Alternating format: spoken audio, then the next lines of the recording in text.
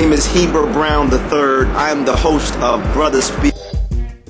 Hello and welcome to Brothas Speak. I am your host. My name is Heber Brown. We really appreciate you logging on to www.blacktvonline.com. We have a special treat for you today. You know the fixtures of the Brothas Speak show. On my right, Tyrone Keys. My far left, Mr. Ted Smith.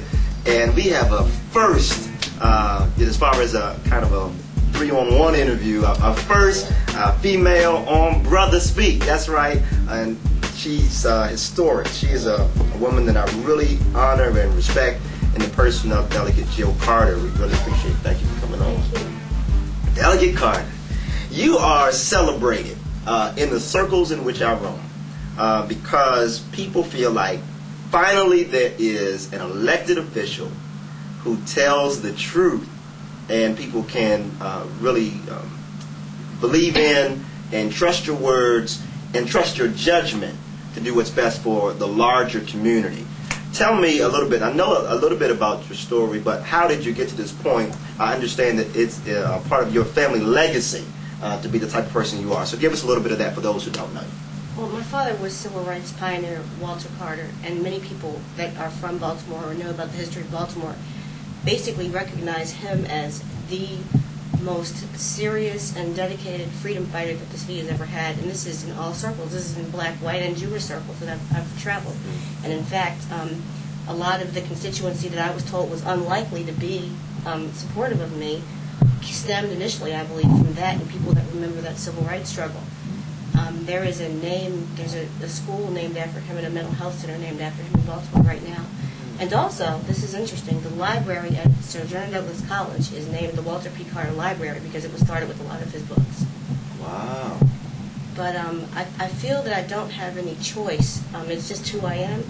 And as I was campaigning for office the first time and being very new to the political process, I told people basically that, I'm Walter Carter's daughter and Joy Carter's daughter, and my mother's a retired teacher now, and that's who I am, and you can expect that I'm going to represent you because I am you. I'm from Baltimore. I went to the Baltimore City Public Schools, so it's not as if I somehow that wasn't the truth. And I think that I didn't really fully understand how entrenched the leadership, how many representatives we have that have no freedom, no ability to do the right thing by their constituents because by the time they're elected, they've already been bought and sold by the leadership. When you're selected by a machine, for example, on the east side of town, the East Side Democratic Club, or the McFadden machine that's been around for a long time, and DuBurns and others came up through there.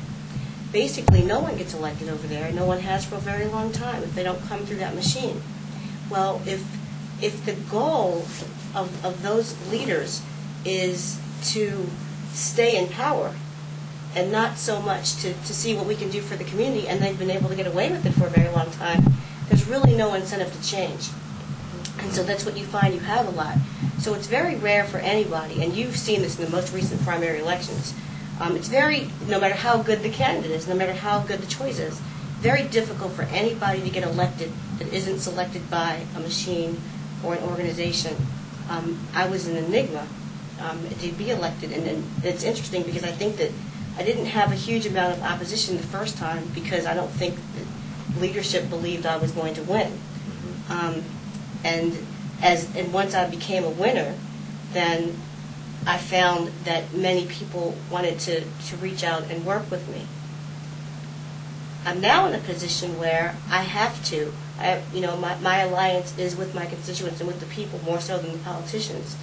And what that has done, and what Kevin Z spoke about before, is that when you have a relationship with the constituents and you're able to take issues back to them and not let, in my case, not let Annapolis be a completely disconnected, separate entity, and show the connection between real life and what we do in Annapolis, it makes a difference and it gets people more involved. You touched on the criticism a little bit that I read about in last week's Afro, where Kwesi Mfume was talking about the statewide Democratic Party. I was talking about it had some challenges with diversity. He was criticizing the party for not getting behind his campaign. And then I'm hearing and reading about others. It was called the Committee of 10. The 10 African-American Maryland senators who met with the Democratic leadership because they had some concerns. I read an article on the way here, the Washington Times wrote an article about Senator Nathaniel Exum, who's been in the legislature for more than about 30 years now, complaining that the Democratic leadership does not listen to African Americans. So all this is coming. PG Democrats coming off the steel just recently here, as opposed to going with the Democratic candidate in Carter. What do you say to black voters who see all this? I mean, is it time really to we've talked on the show often about leveraging our vote in the black community. Is it time really to let the Democratic Party go sit in the corner for a while? Much like, and Tyrone, correct me if I'm wrong, but when the big shift came with black voters away from the Republican Party. And now I think I see like now the reverse is happening, where the Republicans are trying to reach out, they're trying to get connected, and the Democrats are kind of like, yeah, you can be the, little, some position, but you're not going to really be a part of our machine. Is it time, Delegate, for us to really just say, listen, let's spread our vote somewhere else until the Democrats get their heads right? Well, it is, but what we find ourselves in a situation is that we don't, with the two-party system, we say, no, Democrats, you've told us to wait for 74 years, but we don't know that we find the Republicans a viable option. Right. And so we still find ourselves caught between a rock and a hard place, and oftentimes not believing that we have any real options. But this is a very exciting time, because I do think this is a time for change. Because Martin O'Malley does not have a record in Baltimore City, that many black people and many white people, many people who truly love the city, who believe that there should be equity in education, and who believe that we should be moving toward having one Baltimore where there are jobs created for people, and where the person that is the mayor that's running for governor has more than just an issue about working families and college tuitions, but actually has adequately funded the education system and has done the right things. And I'm getting off track a little bit, I think, but we have to look at what the person who's asking for our vote has done. And what I find I'm hearing from the Democrats and from Martin O'Malley in particular is he's saying, well, it's very true that we haven't achieved our goals, but we've made progress. But we've been hearing from the Democrats, black people and others have been hearing from the Democrats for 74 years, and I think that's the time when the shift happened, that basically we're making progress. And it's an exciting time because we have young people, and I'm a member of Monumental City Bar Association, and so it's the Black Bar Association in Baltimore City. And what I'm hearing from that group is that no way, we're definitely not going to stick with the Democrats because we don't see what they've done for us. So I think people are waking up. They're waking up. I don't know that we're going to see, incredible shakeups at this point, but I think that we're on the road to see it. And I definitely do think that in terms of, the fact that what I find, because I'm in a position now where a lot of Democratic leadership really would like to see me be more supportive of all of the Democratic choices at this point. But I've said, we knew these issues were out here. We knew they were on the table. And so what should have happened is that there should have been an effort to address the problems, to fix the problems, to address the issues, before now just saying, well, hold your nose and get this guy elected, and then we'll fix the problems. Because I'm saying no, absolutely not. We can't operate that way. The Prince George's County elected officials, I think we should take a lesson and courage from them. We may not agree with what they decided to do or who they decided to go behind, but I just am encouraged by the fact that they said no. We don't see what we're getting out of this, and we are going to make a decision other than the Democratic candidate. I'm sorry. I don't know. It's hard for me to be encouraged by what they've done. I mean, they didn't go with O'Malley, but I don't know. I guess I'm disenchanted with the black elected leadership, with the exception of yourself, period. Because it wasn't just O'Malley. You had a city council of black elected officials that worked with O'Malley. I mean, O'Malley is done a lot, and I'm not a big fan of O'Malley, but I'm equally as angry with black elected officials that acted as doormats and completely neglected the concerns of their constituents. I mean, when will black elected officials stand up for black people? The criticism has been with the city council, particularly that it's been a rubber stamp city council. Right. Where anything O'Malley says, that's where we're going with it. Delegate, how can you not, get on the Democratic train, and, what gives you the capability to be the independent truth teller that you are when you got so many people that have been around for a while that we know. I mean, McFadden's, and we're talking about people who have been a part of the system, who still are not, in many ways, not able to speak truth and to be for their constituents. How are you able to do that? Well, first, I'm a person before I'm a politician, and I don't put the job of politician before the people that elected me. And I'm probably, either just too naive to what I'm supposed to be doing. I mean, I came into this very green and not really, and pretty naive to the process. So I probably just initially didn't know any better. But now, I can tell that people are desperate for someone that's championing our causes, and you can't turn away from that.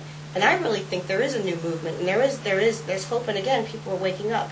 The city council has done a disservice to the city of Baltimore by rubber stamping every single thing.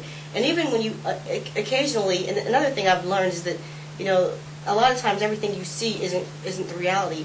So a few times you may see one or two speaking out against something, but the votes have been counted at that point. They know that the hotel is going to be funded with the bonds, but to speak out, it makes them look as if I'm standing up, but they're not standing up because they know that ultimately they're going to lose, and usually the deal has already been made. I'm going to speak against this, but you don't have anything to worry about because I know you have. It's okay. I've got that the votes. Really happens. Oh, absolutely, it happens. Absolutely, it happens. But I wanted to just address this other point, that I believe that the real situation is that they don't believe they can stay in office if they do not support those that have the ability to help them be financed, and that is a real concern. And truthfully, we're not going to have politicians that have the ability to speak up for the people until they believe that they can maintain their offices without. Well, I have a question for you, financial help. Because my impression of you, and you can correct me if I'm wrong, is that you had an independent political apparatus that helped to put you in power. And how can that happen within the black community, that we have an independent political apparatus? We have people that are free to speak out. I mean, how can that be formed so that we have more of a machine, quote unquote, for justice? One of the things, and I think we're working on it by forums such as this, is that we have to become more politically aware and astute and understand the dynamics of politics. We have to understand that if we like what this person or that person is saying, that we have to put our time, our energy, and our money where our mouth is. And so, for example, if you see, a young person running for office that you believe would be beneficial or has your interest at heart, then you can't just sit back and say, I hope that person wins. You have to, organize, and I always say that there should be a campaign, and one that I'd like to see and even utilize is where I ask everyone that believes in what I'm doing and that we're working together, if there's a house of 5, then send $1 for every person in the house. You have to be financed by the people. And because we are disconnected and we are so suspicious, and rightly so, when politicians are running and ask for the vote, we're suspicious if politicians ask for the vote, much less the money. So, but there's no other way.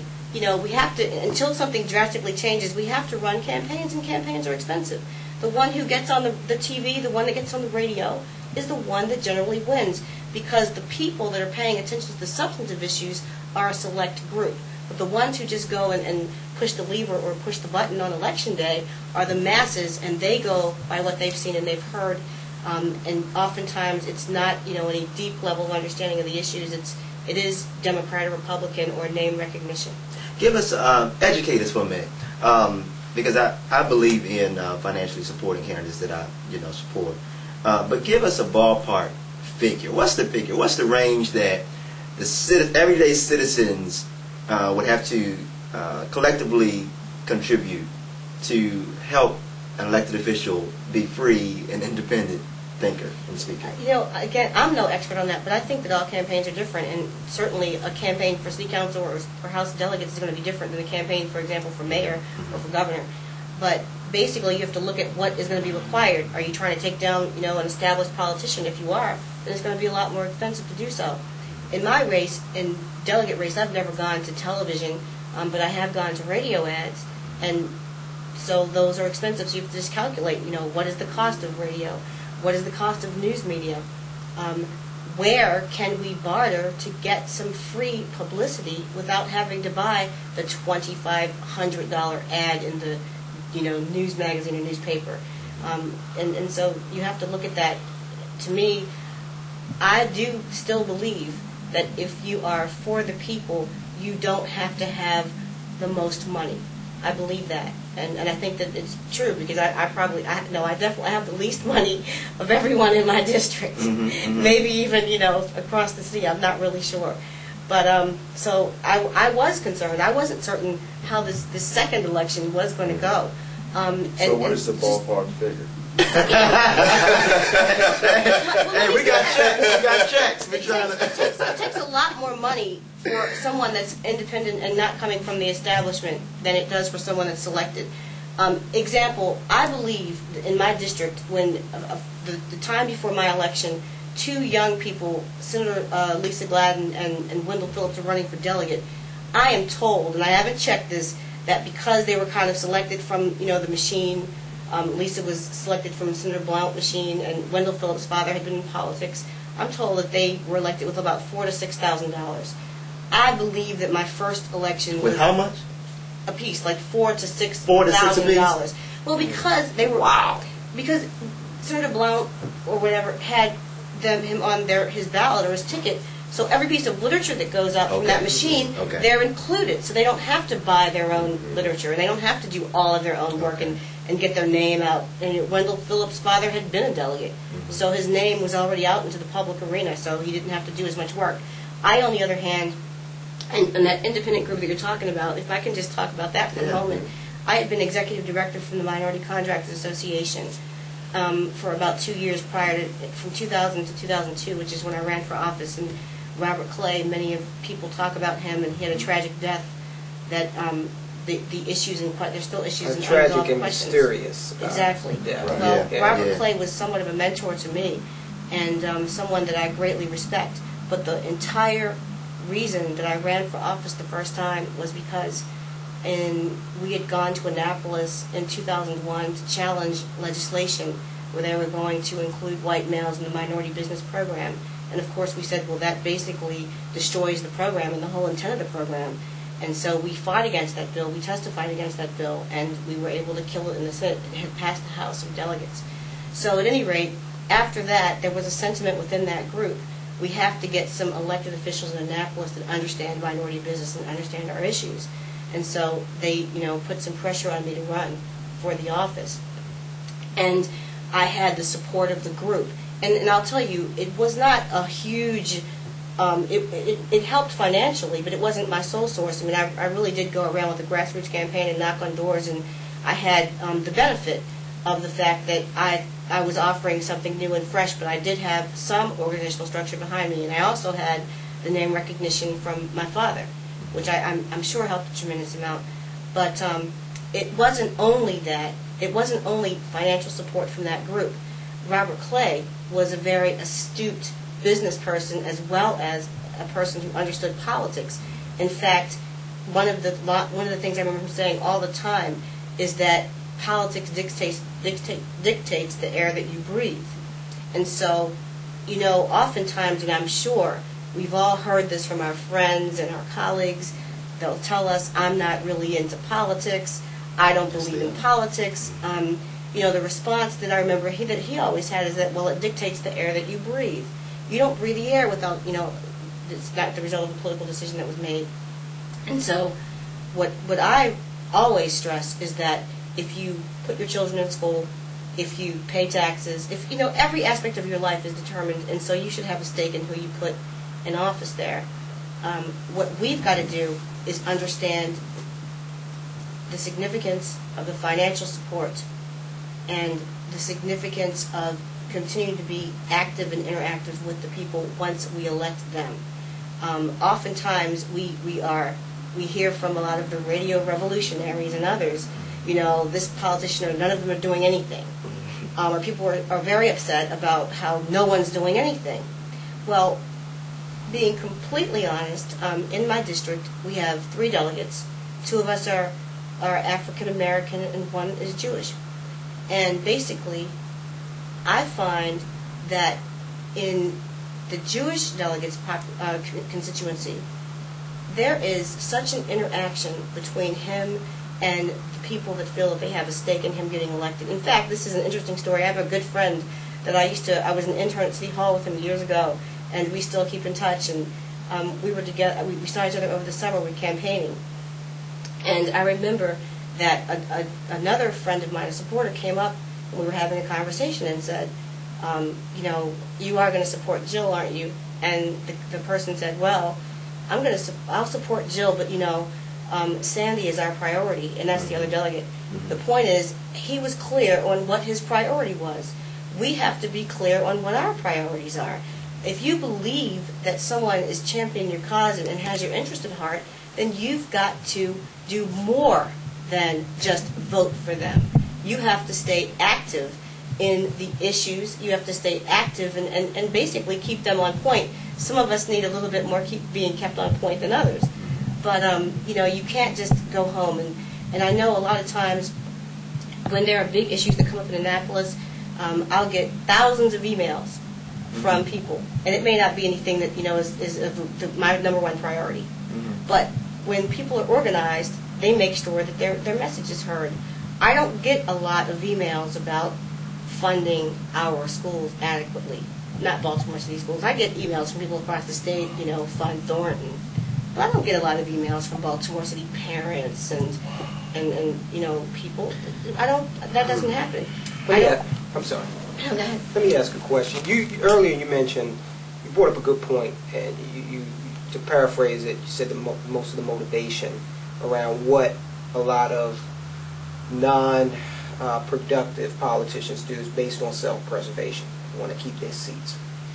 I've often thought that one way to work around that would be term limits, because you could basically get someone who was more interested in actually going down there and doing a job for a specific amount of time, as opposed to just having a lifetime employment, basically. And you know, Mike Miller, Sorry. among others, you know, yeah. You know that exists in our legislature in Maryland, and we all know it exists at a national level, and it even exists if you look at certain members of the city council who, and this is no lie, my great grandmother knew this person, who I won't name. His last name is Welch, but in any event, it's been around forever. I mean, term limits have to, there has to at least be a dialogue in that. What do you want? Lifetime employment, or do you want to really go down there and do something? How do you feel about that? Well, I'm not opposed to term limits, and I think they have a place. But I will say that I think you have to take into consideration that the way that the legislature is structured, for at least the first 4 years, it's deemed that you have little to no power. It's very difficult to get legislation passed. You are not going to be the head of a committee or even the vice chair of any committees. You are going to have very little power and ability to get things done. So with time and experience, you actually become more effective and more powerful. So, you know, I think that should be a consideration. I'm not saying that's a good thing, but it's the way it is. It's just the way it is for now. My question is, go ahead. Also on that, and I think that we've got to look at what were people doing before they come into office and ask for our vote. If there's basically someone that's looking for this so they can get an income, and this is a job that'll finance them and their families for life, and trust me, if they were a mailroom in the legislature, it's not that much money. Delegate. But the bottom line is you have to look at what they were doing. And one of the things I think is a strength for me is that I don't look at the job of delegate as being something that defines me. And, I'm pleased to represent the people. But if there comes a time, and when there comes a time that I'm not doing it anymore, that'll be okay, and I'll be able to survive and do other things, and hopefully even do more things. So I'm looking to November 8th. I'm looking to what happens the day after. And one of the possibilities is O'Malley, if he wins, Sheila Dixon will finish out his term as mayor.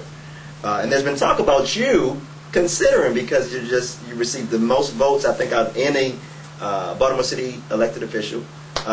Popular name, everybody. There's been talk about you running for mayor of the city. Would you ever give your thoughts to that? Being our mayor?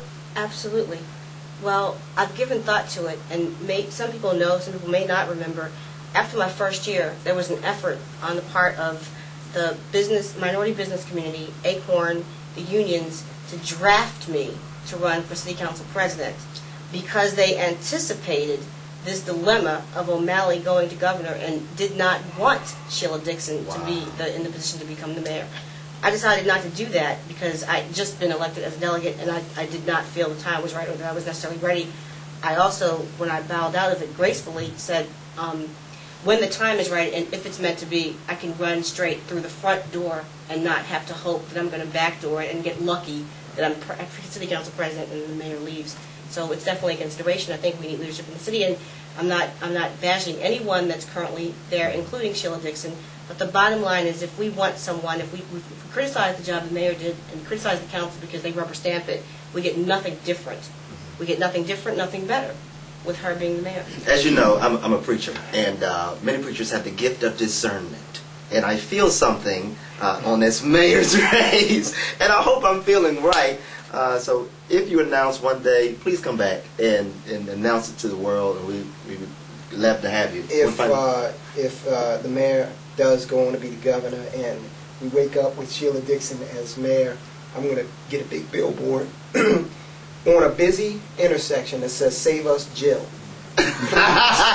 Because I think we've really gone from bad to much, much worse if Sheila Dixon, and I can bash because I'm not elected, is the mayor of Baltimore. It'll be more of the same? Oh, I don't even know. Or worse? It'll be worse. Yeah, it will definitely be worse. She takes her shoe off and does the Nikita Khrushchev impersonation and all that, and that's we don't have any room for that. Well, we have much hope and much room for Delegate Jill Carter, and my personal hope and prayer is that we will begin to groom other young people for these types of positions, because we need it. We need leadership. I wrote an article recently which said that if black people particularly are tired of election after election trying to vote for the lesser of two evils, it makes sense for us to begin to groom up our children in the way that they should go, as the Bible says, so that when they are older and electable, they will not depart away from us. And so we don't train them into any measure of political sophistication at all. And we don't have time to really go into it. But one of the things that I've really given some study to is how the Black Panthers educated young people. I mean, Fred Hampton up in Chicago, he taught political education classes every morning at 6 a.m. Young people sitting down, free breakfast, and while they and fed them free breakfast, free health care. That's one of the reasons why they had to accidentally shoot him. Yeah. Accidentally, December 4th, 1969, Chicago police, FBI, of course. I mean, that's the story of any freedom fighter, people who are oppressed. But certainly thank you for you coming on this historic Brother Speak show. Again, we thank Mr. Obi Linton, the owner of BlackTVOnline.com. Please support him. Visit the site. If you have a business, you want to do some advertising, please let him know as well. And let's support Delegate Jill Carter, please. Even if you live outside of her district, support her with your money, support her with your time and your energy and your voice, so that we can help preserve and protect her. because I'm sure she's receiving hate mail and nasty stares and everything else. If we don't protect delegates like this, then they may become victims in whatever way from the powers that be. And so let's protect her. Thank you for logging on to Brothers Speak. Really appreciate it. Stay tuned for the next show. It's going to be a great one. We promise you that. Once again, thanks Tyrone. Thanks Ted. Thanks Delegate. We really appreciate it. Thanks for tuning in.